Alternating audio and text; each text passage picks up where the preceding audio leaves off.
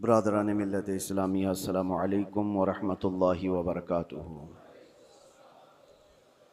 अल्हम्दुलिल्लाहि व कफ़ा व सलामुन अला हबीबिहिल मुस्तफ़ा अम्मा बअद फ़अऊज़ु बिल्लाहि मिनश शैतानिर रजीम बिस्मिल्लाहिर रहमानिर रहीम अल्लज़ीना आमनू व तत्मइन्नु क़ुलूबुहुम बिज़िक्रिल्लाह अला बिज़िक्रिल्लाहि तत्मइन्नुल क़ुलूब सदक़ल्लाहु मौलाना अज़ीम। बारगाह रिसालत मुआब सल्लल्लाहु तआला अलैहि वसल्लम में दुरूद पाक का हदिया पेश करें। अल्लाहुम्मा सल्लि अला सय्यिदिना मुहम्मदिन मअदनिल जूदि वल करम व आलिहि व अस्हाबिहिल किराम व इब्निहिल करीम व बारिक व सल्लिम सलातन दाइमतन सरमदन अबदा। अज़ीज़ान गिरामी वक़ार, अल्लाह के रसूल सल्लल्लाहु तआला अलैहि वसल्लम इरशाद फरमाते हैं, अला व इन्न फिल जसदि मुदग़तुन इज़ा सलुहत सलुहल जसदु कुल्लुहु व इज़ा फसदत फसदल जसदु कुल्लुहु अला वहियल क़ल्ब। हुज़ूर पाक सल्लल्लाहु तआला अलैहि वसल्लम का फरमान आलीशान है कि आगाह हो जाओ, जिस्म के अंदर गोश्त का एक ऐसा टुकड़ा है, सबके जिस्म के अंदर गोश्त का एक ऐसा टुकड़ा है कि अगर वो सही हो गया तो पूरा जिस्म सही है, और अगर वो बिगड़ गया तो पूरा जिस्म बिगड़ जाएगा। वो क्या है? अला वहियल क़ल्ब। मेरे आका फरमाते हैं, आगाह हो जाओ, वो दिल है। वो दिल है। दिल अगर सही रहा तो पूरा जिस्म सही रहेगा। साइंटिफिक तरीके से भी देखा जाए, जिस्मानी या हयातियात बायोलॉजी के एतबार से देखा जाए तो भी जिस्म के अंदर दिल का बड़ा मकाम है।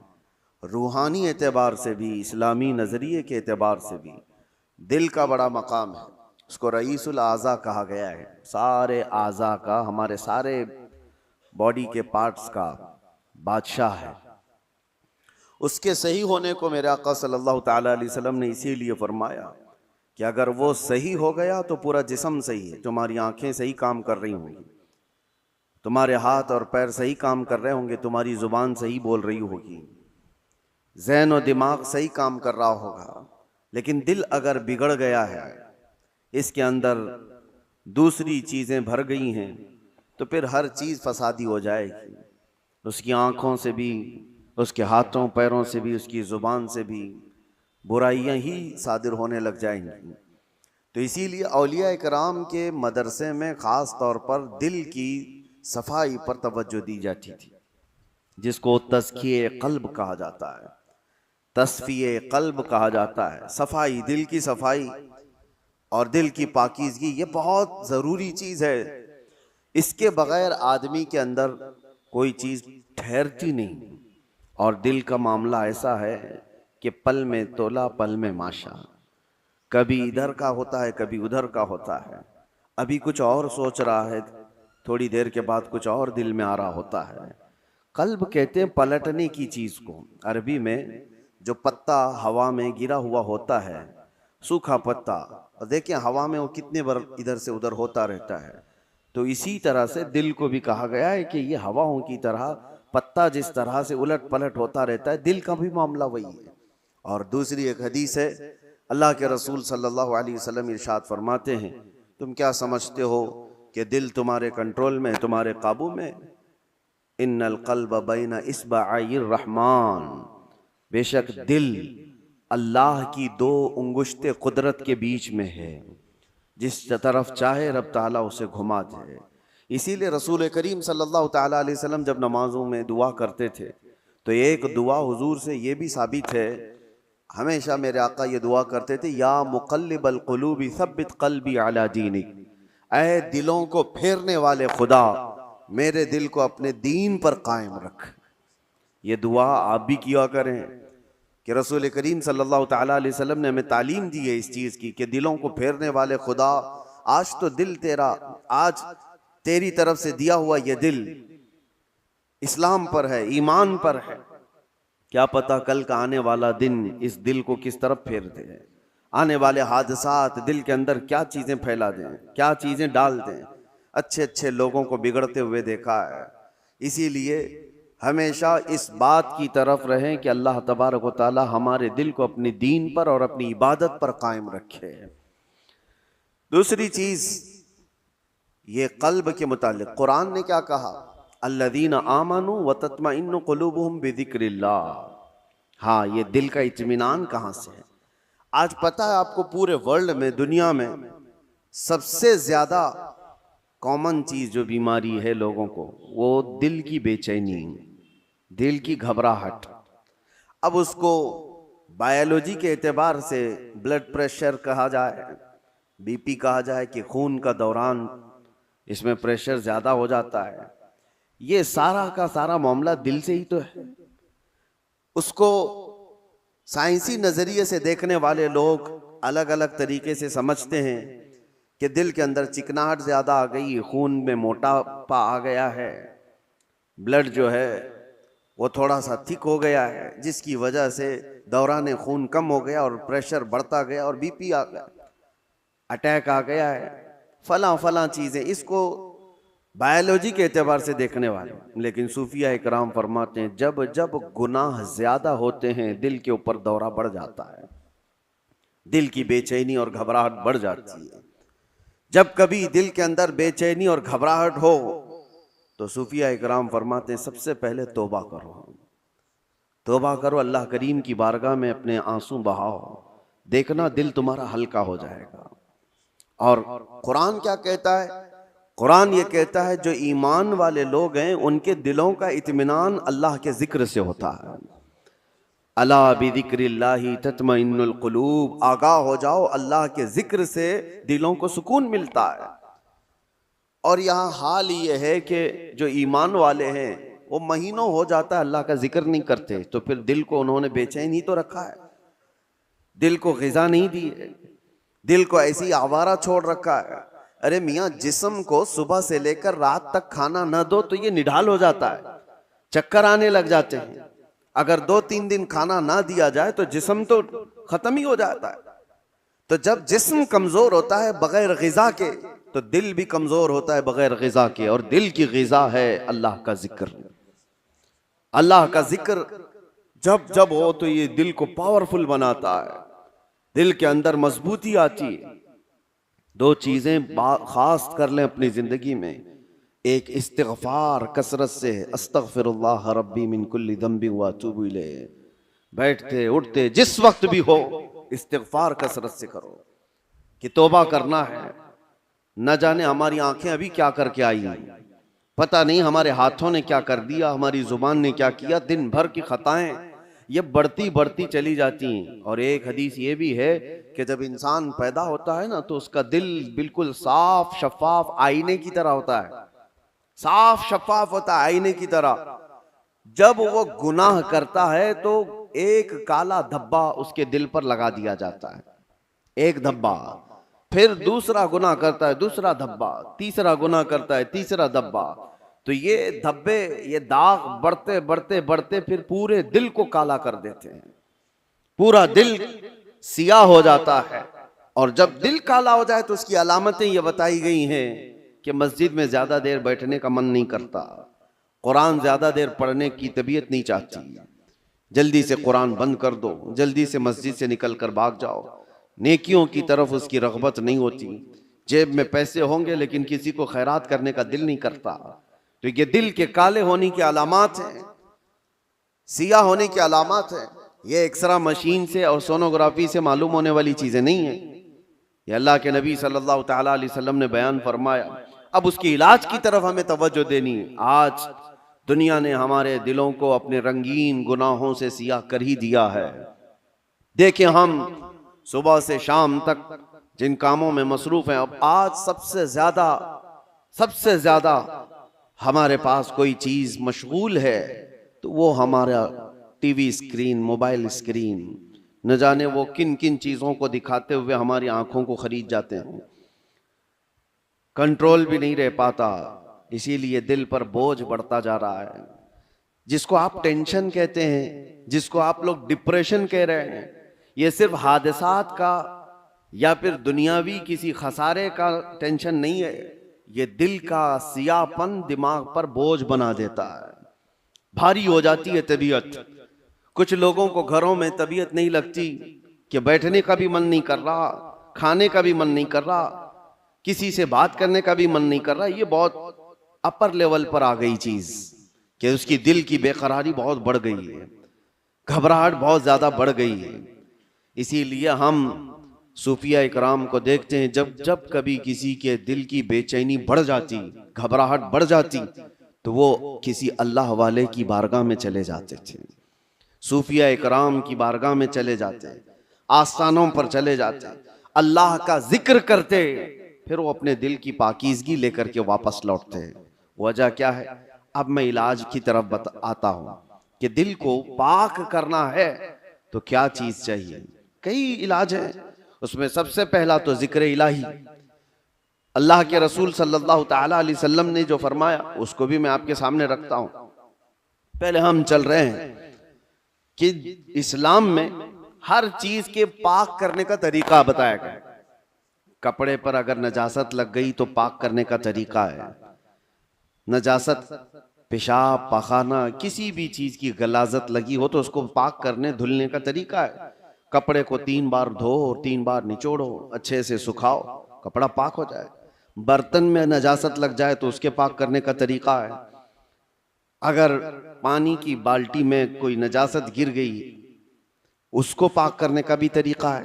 फिक़ह में सबके, कुएं में नजासत गिर गई, कुआं था उसमें चूहा गिर गया, बिल्ली गिर गई, बकरी, कुत्ता, जो भी जिस साइज का है उसके सबके मसले मौजूद हैं। कितने डोल पानी निकालने पर यह पानी पाक हो जाएगा।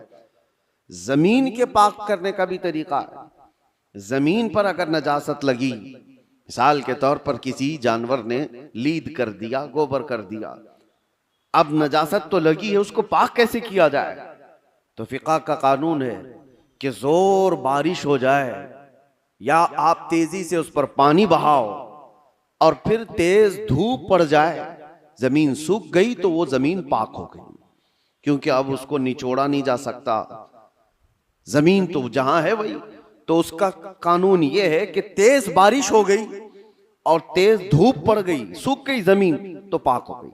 बारिश नहीं है तो तेज पानी मार दिया और उसके बाद धूप लगना जरूरी है, तेज धूप उसको लगी हो तो जमीन पाक हो गई।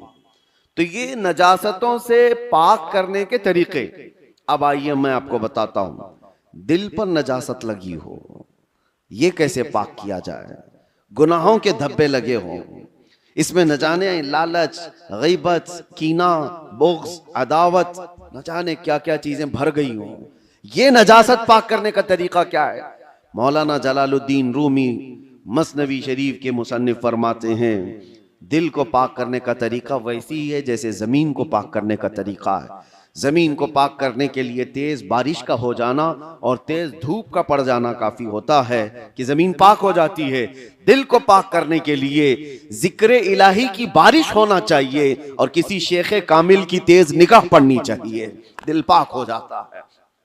जिक्र इलाही की बारिश हो तो पानी की तरह इसको धुल देता है और उसके बाद किसी शेख कामिल अल्लाह वाले की नजर उस पर पड़े तो फिर उसका दिल इसी तरह से सूख करके पाक हो जाता है जैसे जमीन पाक हो गई। आज हमारे लिए यही तो मसला है कि हम अपना वक्त अपने दिल की पाकीज़गी के लिए नहीं निकाल पाते, हमारे पास ये वक्त ही नहीं रह गया।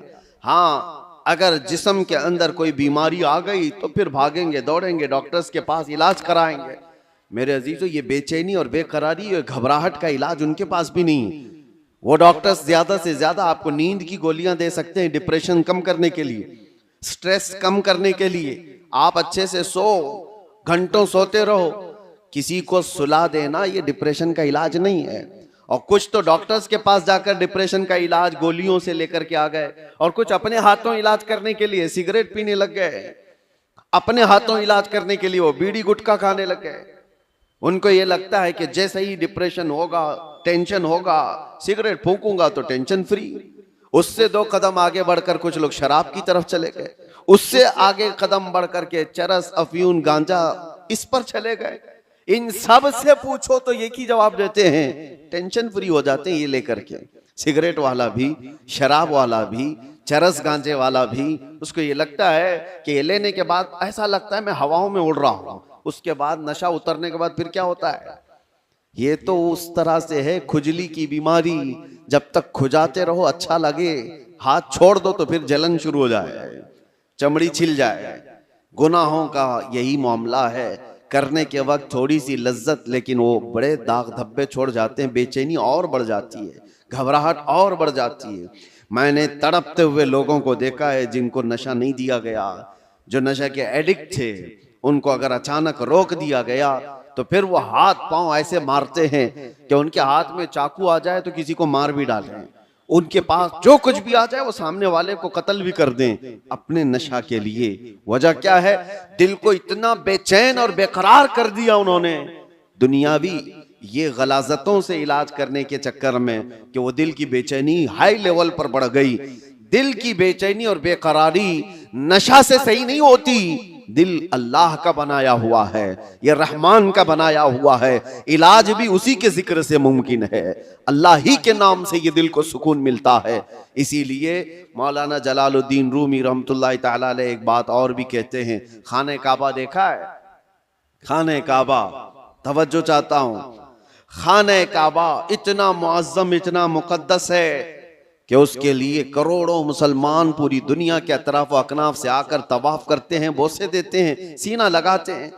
ये खाने काबा अल्लाह का घर है, लेकिन मौलाना रोम फरमाते हैं है तो काबा, ये इब्राहिम खलीलुल्लाह की बनाई हुई इमारत है, इब्राहिम खलीलुल्लाह अलैहिस्सलाम की बनाई हुई इमारत है काबा।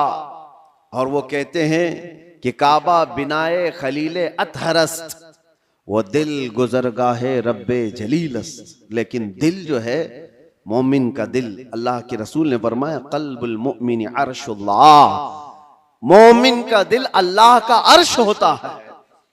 काबा इब्राहिम खलीलुल्लाह ने बनाया, दिल तो रब्बे जुल जलाल ने बनाया। तो कहा है मौलाना रोम ने कि काबे से भी अफजल है मोमिन का दिल, काबे की बेहुरमती उससे बढ़ करके मोमिन के दिल की बेहुरमती है। मोमिन के दिल का मकाम और भी बुलंद किया गया। इसीलिए मेरे अजीजों, हुजूर पाक सल्लल्लाहु तआला अलैहि वसल्लम ने जो फरमाया इत्तकू फिरासतल मुमिनी फइन्नहु यंजुरु बिनूरिल्लाह, इसका मतलब क्या है? हुजूर ने फरमाया मोमिन की फिरासत से डरो, इसलिए कि जब वो देखता है तो अल्लाह के नूर से देखता है। ये किसके लिए फरमाया गया? वो मोमिन सालेह जिसका दिल पाक है। होता क्या है मैं आपको बताऊं, जिसका दिल पाक है, औलिया कामिलीन की बारगाहों में जाने के वक्त होता क्या है, आप आए हैं, आप आए और कोई चीज आप जुबान से कहा नहीं, लेकिन मैं एक शीशा लेकर के बैठा हूं, एक आईना लेकर के बैठा हूं, आपके आते ही आपकी पूरी तस्वीर इस आईने में आएगी कि नहीं आएगी? कुछ नहीं कहा आपने, बोला कुछ नहीं, और मैं आपकी तस्वीर पूरी आईने के अंदर देख सकता हूं। बुजुर्गाने दीन के दिलों का मामला ऐसा ही है, वो इतना पाक दिल होता है, जो भी सामने जाता है उसके दिल की सारी तस्वीर उनके दिल पर छप जाती है। वो ये तक भी जानते हैं कि क्या चीजें लेकर के आया है। ऐसा नहीं है कि ये किसी और ताकत और कुव्वत से, जादू सहर सिफली से ये मालूम कर रहे, बल्कि दिल की पाकीज़गी इतनी है कि सामने वाले के दिल की तस्वीरें इस पर छप जाती हैं। दिल पाक रखने का इसीलिए हुक्म बुजुर्गान दीन ने फरमाया। आज सबसे ज्यादा गलाजत इसी की है हमारे पास। मैं एक और बात आपसे पूछता हूं, ये अल्लाह का घर है, मस्जिद है, मस्जिद में कोई अगर गलाजत ला करके फेंक दे तो क्या आप बर्दाश्त करेंगे उसे? मस्जिद के अंदर कोई पेशाब पखाना अल्लाह हजार बार ना करे, मुआज अल्लाह, ला करके डाल दे तुम्हारे सामने, तुम बर्दाश्त करोगे? आप झगड़ लोगे, थप्पड़ लगा दोगे, उसको निकाल बाहर कर दोगे कि ये अल्लाह का घर है, यहां पर गलाजत कैसे डाल दिया तूने? जो मस्जिद की सफों पर गलाजत देखने को तैयार नहीं वो मुसलमान फिर अपने दिल को जो अल्लाह का अर्श है उसमें गलाजतें कैसे डाल रहा है? खुद से तो डाल रहा है। न जाने किसकी किसकी मोहब्बत, न जाने कौन कौन से गलीज सोचे उसने दिल में डाल रखा। इसीलिए हजरत साबिर कलियरी रहमतुल्लाह ताला अलैह फरमाया करते, एक दिल है उसमें दो चीजें नहीं आ सकती, या तो अल्लाह की मोहब्बत आएगी या तो फिर इंसानों की। अल्लाह रसूल की मोहब्बत होगी या तो फिर इंसानों की, दुनिया की। दुनिया की मोहब्बत और अल्लाह की मोहब्बत एक साथ दिल के अंदर नहीं आ सकते। तो तुम ये फैसला करो किस चीज को तुमने जगह दे रखा है, अपने दिल को किसके लिए खोल रखा है। मेरे अजीजों, और एक इलाज की तरफ मैं आपको लेकर चलता हूं। अल्लाह के रसूल सल्लल्लाहु ताला अलैहि वसल्लम के पास एक सहाबी आए। एक अलामत और भी मैं आपको बताऊं, नमाज पढ़ते हैं, जैसे अभी मैंने कहा दिल के काले होने की अलामत यह है कि मस्जिद में ज्यादा देर दिल नहीं करता, नमाजों का वक्त हो जाए तो तबीयत भारी लगने लगे, उसे इबादतों की तरफ शौक नहीं लगता, ये दिल के उसके सिया होने की अलामत। इसी तरह से जब कुरान की तिलावत होती है ना, तो पाक दिल वाले की आंखों से आंसू आ जाते हैं। साफ दिल वाला नमाजों में माह हो जाता है, डूब जाता है। और दिल के अंदर अगर गुनाहों का बोझ हो तो नमाज भी भारी। वो पीछे से चिल्लाने लग जाए, इमाम साहब कितनी लंबी किरात करते हैं यार, ये तो दुआएं कितनी लंबी लंबी मांगते हैं, हमारा काम धंधा है। तुम्हारा दिल का बोझ है जो तुम 3 घंटे 4 घंटे मैच देखने पर ये नहीं कहते कि कितना लंबा चल रहा है, फिल्में देखने पर कभी ये नहीं कहते, लेकिन मस्जिद में 10 मिनट से ज्यादा की अगर जमात हो जाए तो ये बेचैनी और बेकरारी क्यों बढ़ जाती है।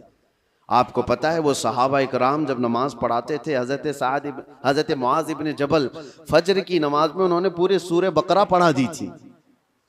सूरे बकरा 2.5 पारे की है, आप 2.5 सफा नहीं सुन पाओगे, 2.5 पारे तकरीबन उन्होंने पूरे फजर की नमाज में पढ़ा दी। वो सहाबा ना होते थे सुनने में। अब जिस बात के लिए मैं ये कह रहा हूं, नमाजों में अगर बेचैनी और बेकरारी बढ़ गई है तो क्या करना चाहिए। एक सहाबी आए थे हुजूर की बारगाह में, यूं कहा, या रसूल अल्लाह सल्लल्लाहु अलैहि वसल्लम, दूसरे लोग सब जो आपके पीछे नमाज पढ़ते हैं तो रोते हैं, गिड़गिड़ाते हैं, अल्लाह को याद करते हैं, मुझे रोना नहीं आता, कुरान पढ़ने पर मुझे अश्क नहीं आते। हुजूर पाक सल्लल्लाहु अलैहि वसल्लम ने फरमाया तुम्हारा दिल सख्त हो गया है। यह फरमाया तुम्हारा दिल सख्त हो गया है, उसको नरम करो। कहा क्या करूं? क्या इलाज मेरे आका ने बयान किया। वजीफे तो करते ही रहते हैं। हुजूर पाक सल्लल्लाहु ताला अलैहि वसल्लम फरमाते हैं जाओ किसी यतीम बच्चे के सर पर हाथ फेरो, अल्लाह दिल नरम कर देगा। एक इलाज ये भी मेरे आका ने फरमाया, यतीमों के लिए दिल में अपने एहसास पैदा करो, दिल नरम हो जाएगा। आज सच बताता हूं मेरे अजीजों, ढूंढो हजारों ऐसे गुरबा और मसाकीन जिनकी आंखों को पोंछने वाला कोई नहीं, जिनकी ठंडी और गर्मियों के सिलसिले में कोई देखने वाला नहीं। उन बच्चों के लिए अगर एहसास भी दिल के अंदर हो, एक आंसू भी का कतरा भी निकले तो तुम्हारा दिल नरम हो जाएगा। आपको पता है जब कभी मैं उन फिलिस्तीन के बच्चों को देखता हूं, रमजान आए, ईद आए तो अपने वालिदैन की कब्रों पर जाकर बैठ जाते हैं, और कोई बच्चा अपने बाप को पुकार रहा होता है कि बाबा मुझे सुन रहे हो, आज ईद का दिन है, कोई कपड़े पहनाने वाला नहीं। तो ये जमाने रसूल याद आता है। ये वो यतीम है कि अगर मेरे आका के जमाने में पुकारे होते तो मेरे आका कंधों पर बिठा लेते थे। आज उम्मत पर कुछ एहसास नहीं होता। उनकी चीखें, उनकी पुकार को सुन करके सब हम अपने अपने ऐश में मसरूफ रहते हैं। अपने दिल के अंदर एहसास पैदा करो, दिल नरम हो जाएगा। और हम तो झिड़कियां दे करके लोगों के तलाशी में लग जाते हैं, इसका तो धंधा है मांगने का, इसका तो धंधा है कमाने का, ये गरीब नहीं है, ये ऐसा है वैसा है, सारी पंचायत में तो लगे रहते हैं। क्या कोई यतीम मिलता ही नहीं, कोई मिस्कीन मिलता ही नहीं जिसके सर पर हम हाथ रखें। मेरे अजीजों, आज के दौर में भी बहुत है इस तरह के कुछ गैरतमंद लोग, वो हैं जो जिंदगी पर सवाल नहीं करते। कल की बात मैं बताऊं, कल ही की बात, मेरे पास एक खातून का ऐसा मसला आया जिसके 3 बच्चे माजूर हैं। एक 14 साल का, दूसरा 12 साल का, तीसरा 9 साल का। तीनों बिस्तर पर, हाथ पांव मुड़े हुए, सर झुका हुआ, न बोल सकता है न हाथ उठा सकता है, पेशाब पखाना सब बिस्तर पे। और शोहर का इंतकाल हो चुका। 3 बच्चों को पालने के लिए वो खातून कहती है मेरे पास 1 घंटे की भी फुर्सत नहीं होती। उसको खिलाकर फारिग हो जाऊं तो इसका होता है, इसको खिलाकर फारिग हो जाऊं तो इसका होता है, इसका पेशाब साफ करूं तो इसका होता है, इसका पेशाब साफ करूं तो इसका होता है। मैं न जॉब कर सकती हूँ, न कमाने के लिए जा सकती हूँ। मुझे बताएं कि ये 3 बच्चों को जिस तरह से पालना है। और आखिर में उस खातून ने जो बात कही मेरे दिल पर लगी। मैंने कहा घबराहट और बेचैनी में कुफ्र तो नहीं करती कि मेरे घर में ऐसा क्यों हो गया? कहती है नहीं मौलाना, कभी आज तक मेरे दिल में ख्याल भी नहीं आया। मैं तो शुक्र करती हूँ कि अल्लाह तबारक व तआला न होने से कुछ दिया तो है, और मुझे इसी खिदमत के लिए दुनिया में पैदा किया गया होगा, मैं ये सोचती हूँ। और आज इन बच्चों का चलना फिरना मैं नहीं देख सकती, आखिरत में अल्लाह इसका अजर तो देगा। कहा ये सालिहीन लोग हैं, इन लोगों की मदद कोई करने को आगे इसीलिए नहीं बढ़ता कि वो गैरतमंद लोग हैं, किसी से पूछते नहीं हैं, मांगते नहीं हैं। लेकिन आस पड़ोस में लोगों को एहसास तो होता है कि ऐसे घर मौजूद हैं कि उन तक हम क्यों नहीं पहुंचते। ये दिलों की सख्तियां हैं मेरे अजीजों। दिल जब सख्त हो जाता है तो उसे आसपास का कुछ नजर नहीं आता। आप ढूंढो, ये शाबानुल मुअज्जम का महीना है, कसरत से इबादत की तरफ बढ़ाने वाला महीना है, रमजान के इंतजार वाला महीना है, और इसमें जो बीज बोगे तौबा इस्तिग़फ़ार के, वो रमजान में उसके फल देखने को मिलेंगे। अभी से इसकी तैयारियां करो कि दिल पाक हो जाए, दिल नरम हो जाए, जिक्र इलाही से अपने हर रात को सजाओ, हर रात को। और जिसका दिल बीमार हुआ, कुरान तो ये कहता है थुम्मा क़सत क़ुलूबुहुम मिन बअदि ज़ालिका फ़हिय कल हिजारति औ अशद्दु क़स्वा, कि बनी इस्राइल के बारे में कुरान में अल्लाह फरमाता है उनके दिल इतने सख्त हो गए जैसे पत्थरों की तरह, पत्थरों की तरह। इंसानों के दिल कभी कभार पत्थर से ज्यादा सख्त होते हैं। व इन्न मिनल हिजारति लमा यतफज्जरु मिनहुल अनहार व इन्न मिनहा लमा यशक्ककु फयखरुजु मिनहुल मा व इन्न मिनहा लमा यहबितु मिन खशियतिल्लाह। अल्लाह फरमाता है पत्थर तो ऐसे हैं कि कभी कभार उनमें से पानी तो निकल जाता है, पत्थर तो ऐसे हैं कि उनमें से नहरें निकलती हैं। आप नहीं देखते पहाड़ों से जो फॉल्स, जो आबशार गिरते हैं, ये क्या है? अल्लाह फरमाता है ये खौफे खुदा से, पत्थर रोता है तो पानी निकलता है, ये पत्थरों का रोना है। व इन्न मिनहा लमा यहबितु मिन खशियतिल्लाह। अल्लाह फरमाता है कभी कभार ये चट्टानें खसक करके जो गिर जाती हैं, आप देखते हैं लैंडस्लाइडिंग कहा जाता है इसको, या फिर चट्टानें खसक करके गिर जाती हैं। कुरान तो कहता है ये खौफे खुदा से हिल जाते हैं पत्थर, तो पहाड़ों से गिर जाते हैं। और इंसान का दिल ऐसा है कि पत्थरों से ज्यादा सख्त हो जाता है, ना इसके आंसू आए, ना इसका जिस्म हरकत में आया। ये कुरान की बात कह रहा हूं। तो जब इतना सख्त हो जाता है दिल, तो ये भी कहा गया कि इंसान का हाई लेवल का जब सख्त दिल हो जाता है तो वह अपनी माँ और बेटी में और बीवी में फर्क करना भूल जाता है, वह आम औरत में, अपने रिश्तों में फर्क करना भूल जाता है। हलाल और हराम की तमीज उससे निकल जाती है और उसको नमाज और गैर नमाज के औकात में कोई फर्क नहीं लगता। यहाँ तक कि बढ़ते बढ़ते इस्लाम और कुफ्र के बीच की दीवार को भी वो खत्म कर जाता है। दिल की सख्ती आदमी को, वो दिलों की सख्तियां ही तो थी जो मक्का वाले अपनी पैदा हुई बच्चियों का गला मरोड़ कर जिंदा दफन कर देते थे। वो दिलों की सख्तियां ही तो थी कि वो अपनी माँ और बहनों को बाजारों में ला करके बेच देते थे। वो दिलों की सख्तियां ही तो थी कि काफिले के काफिले लूट करके उनको मार दिया करते थे। दिल जब सख्त होता है तो आदमी ये तमाम गुनाहों की तरफ जाता है। जितने भी क्राइम बढ़ते हैं, मैंने देखा है कुछ लोग क्रिमिनल वो इस तरह से सामने वाले को कत्ल कर देते, मर्डर कर देते, ये दिलों की सख्तियां हैं। और दिल नरम हो तो चूंटी को भी हाथ लगाने से डरते रहते हैं। आपके अंदर अगर दिल नरम है तो आप जानवर को भी मारने से कतराते हैं नहीं, और दिल सख्त हो जाए तो फिर उसके सामने कोई तमीज नहीं होती। इसलिए सबसे पहले दिल का इलाज करें। अपने दिलों का इलाज अल्लाह के जिक्र से है, कसरत से अल्लाह का जिक्र करें। या अल्लाह या रहमान या रहीम, दिल मारा कुन मुस्तकीम। हमारे बुजुर्गान दीन जब बैत करते थे तो सबसे पहले ये पढ़ाते थे, ऐ अल्लाह, ऐ रहमान, ऐ रहीम, दिल मारा कुन मुस्तकीम, मेरे दिल को, हमारे दिल को इस्तिकामत अता फरमा दे, हमारे दिल को सिराते मुस्तकीम अता कर दे, घबराहट और बेचैनी से आजाद करा दे। तो ये सबसे पहले बैत करने के वक्त भी पीर व मुर्शिद पढ़ाते थे। इसीलिए कसरत से पढ़ो, या अल्लाह हो या रहमान या रहीम, या अल्लाह हो या रहमान या रहीम, दिल मारा कुन मुस्तकीम बिहक़्क़ि इय्याका नअबुदु व इय्याका नस्तईन।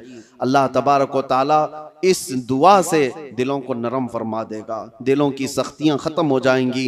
अल्लाह करीम रमज़ान से पहले हमारे दिलों में नेकियों की फसलें उगा दे, हमारी आँखों से अश्क रवा हो जाए, हमारे दिलों की सख्तियां ख़त्म हो जाएं। मौला करीम उम्मत मुस्तफ़ा पर ये आने वाला रमज़ान खैर व बरकत वाला बना दे, सआदतों और रहमतों वाला बना दे, हमारी ज़िंदगी थोड़ी और तवील कर दे मौला, कि हमें इस साल का रमज़ान देखना नसीब हो जाए। ए कदीर व जब्बार खुदा, इस शाबानुल मुअज़्ज़म के अखीर में हम सब की बख्शिश का ऐलान फरमा दे। व आखिर दावाना अनिल हम्दुलिल्लाहि रब्बिल आलमीन। अस्सलामु अलैकुम।